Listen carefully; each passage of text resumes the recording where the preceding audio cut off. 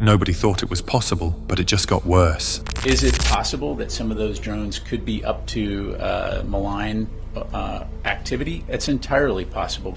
Is it possible that some of those are surveilling? Absolutely. And authorities have the authority to respond appropriately and will continue to do that. Mysterious drones that were first spotted flying over New Jersey weeks ago, with reports now coming from all along the East Coast, and the number of states involved keeps rising as well.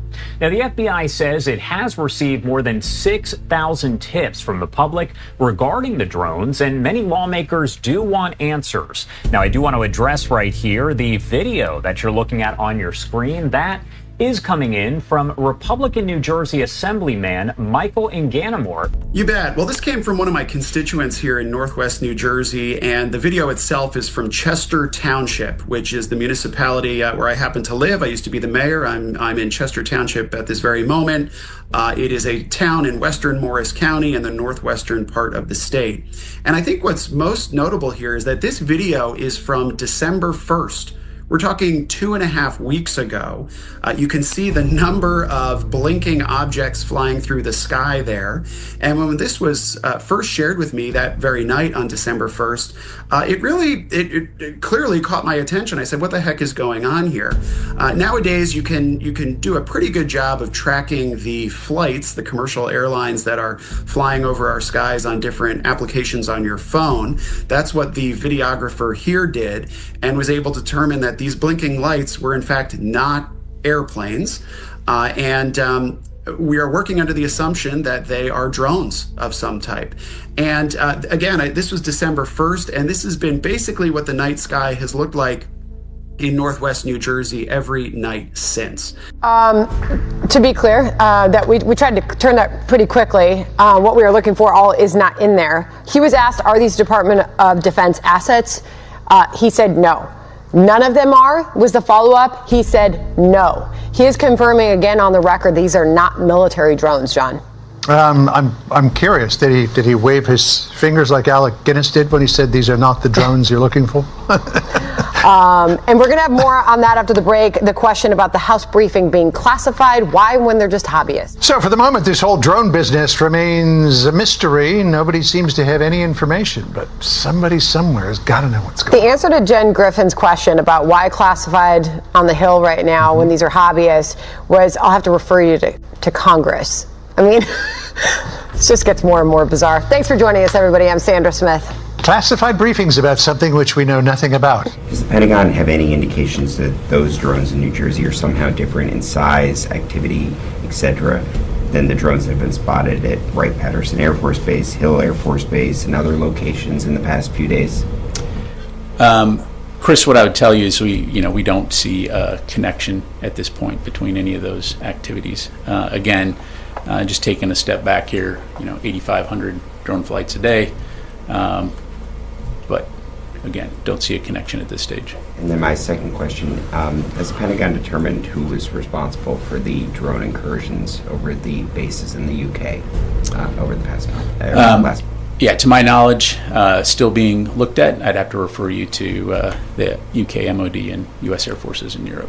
Do people know what these are? And obviously I'm not referring to airplanes when I say these. Correct. So we've had a number of these drone incursions over military bases, over highly confidential, secretive sites, over areas like arsenals, over nuclear sites over the last several years. And we recently had a 2-week drone incursion over Langley. We just had one a week and a half ago over Wright-Patterson.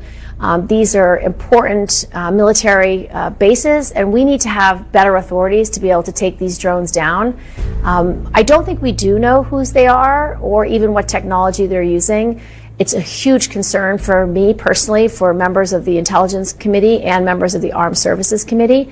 I created an office with Senator Rounds and other senators, Senator Rubio, to find these unidentified aerial phenomenon, whether it's drones, whether it's spy balloons, whether it's any other kind of aircraft, and assess what are they, whose are they, what technology is being used. And that work has been reviewing hundreds of sightings over the last several years, and they figure out about half of them. Half of them they can figure out are aircraft or helicopters or drones or balloons, but there's half that they don't have enough data, they don't have enough information, or it just isn't something they can figure out. So it is a concern. We should be treating it like a national security issue, especially when it's over critical infrastructure like bases or nuclear sites. Do you think the Biden administration is doing enough?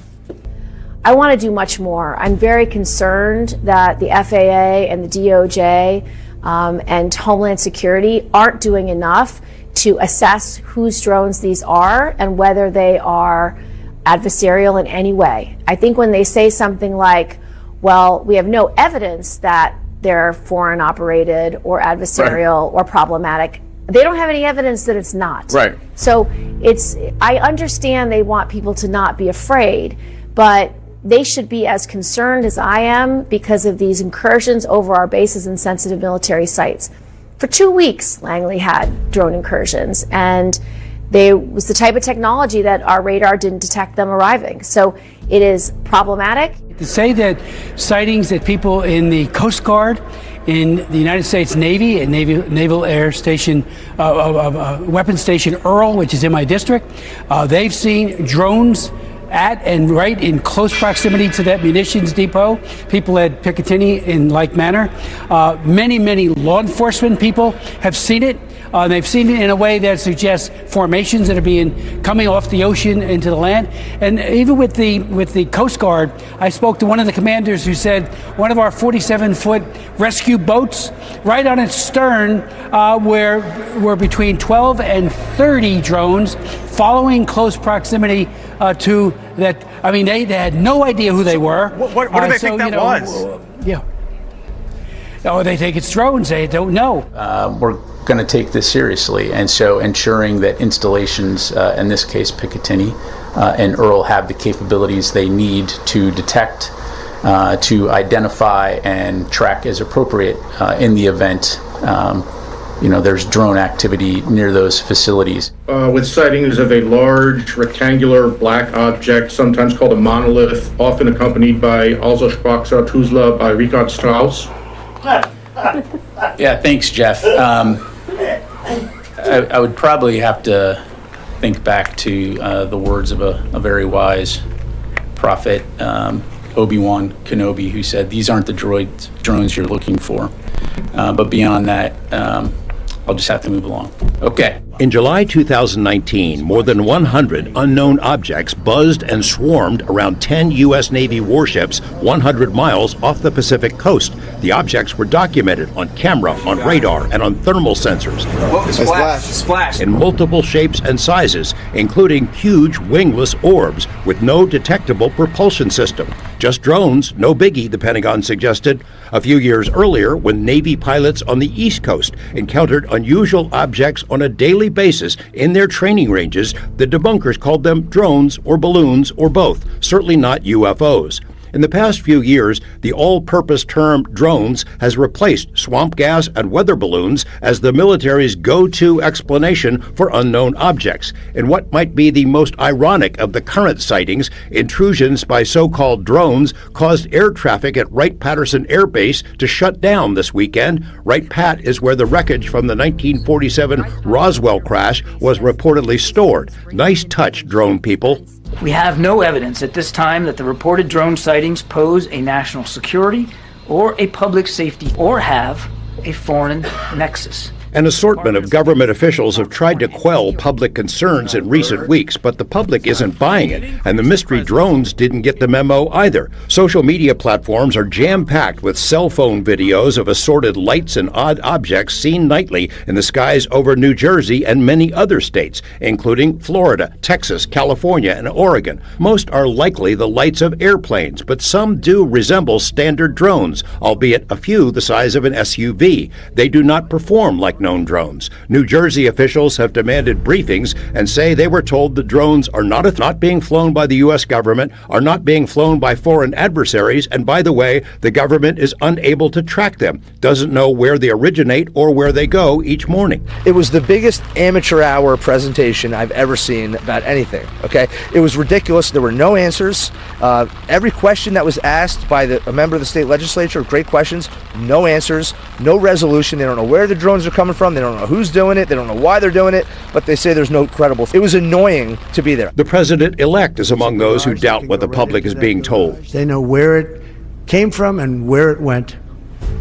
And for some reason, they don't want to comment. That is not an airplane. In the absence of credible information, rumors have swirled. Maybe they're from Russia or China or an Iranian mothership parked offshore. Or maybe it's a secret operation by the feds to quietly track down a dirty bomb or nuclear materials smuggled into the country by terrorists. Officials have tried to quash such rumors, but their credibility has been impaired. Just days ago, the public was told there were 0 verified drone intrusions into restricted airspace over military bases. Then, in a statement just days later from multiple agencies, including the FBI and the military, it was admitted there have been intrusions by unknown drones over 2 New Jersey military sites, also confirmed drone intrusions over a nuclear power plant. Prior to the New Jersey outbreak, mystery drones repeatedly flew into the highly restricted airspace over 3 critical air bases in the UK. So what gives? It's a serious deal, man. We gotta. I think it's a test. Somebody's testing us, and we're failing that test.